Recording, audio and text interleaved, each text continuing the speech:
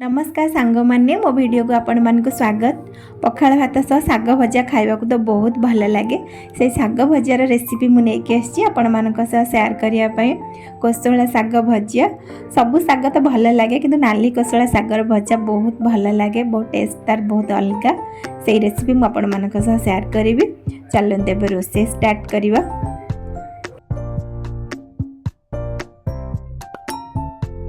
मुझे नहीं दी बिड़ा कोसला साग साग एवं साग को बाछीदवा तापर ताको धोइबा।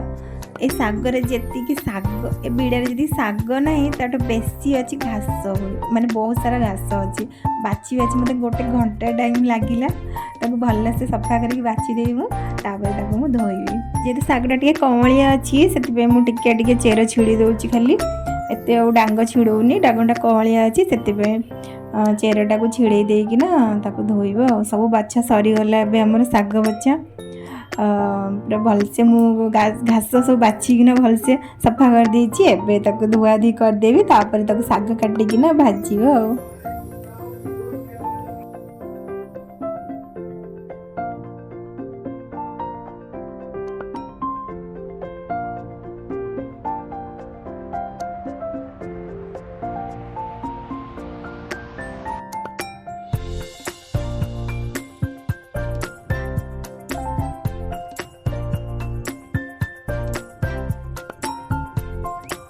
एबे हमर धुआ सरीगला। एबे काटिबी मुझे पनिकी रे काटुची छुरी रे एते चुन चुन काटी हुई हबनी से पनिकी रे काटुची छोट छोट पूरा चुन चुन करी काटी देबी।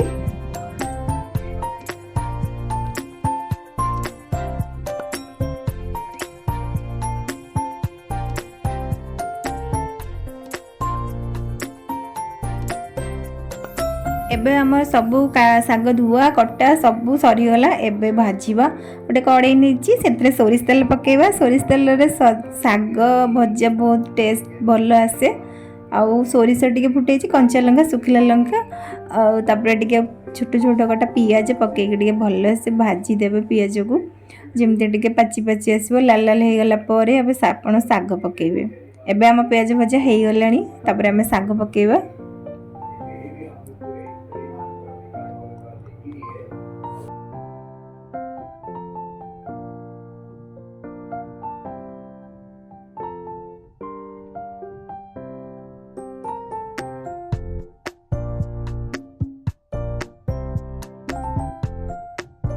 एबे मु साग पकईकिना भाजी देछि तापर लूण पकेबेनी। एबे आपण टिके सागटा सिपी गला पर लूण पके नले जना पड़िबोनी सागटा लुणिया हो जाए। सेठू आपण स्वाद अनुसार लूण पकेबे। एबे मु लूण पकई देकिना आ टिके समय सागटा को भाजी देबी तापर हम साग भजा संपूर्ण भाव रे हे जीवो।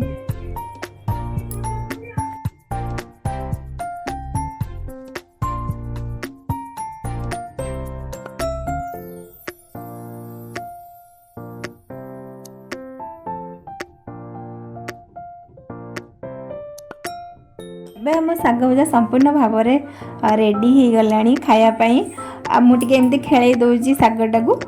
एबे तो कोसला साग सीजन चलची बहुत बहुत किना फ्रेश फ्रेश साग मिलूँ। कोसला साग आपण मैंने घरे आनिकी भाजिकिना खातु बहुत बढ़िया लगे, टेस्टी लगे। समस्ते तो साधारणतः घरे साग भाजिकी खाऊँ। आपण मैंने जब वीडियो भल लगी लाइक करूँ।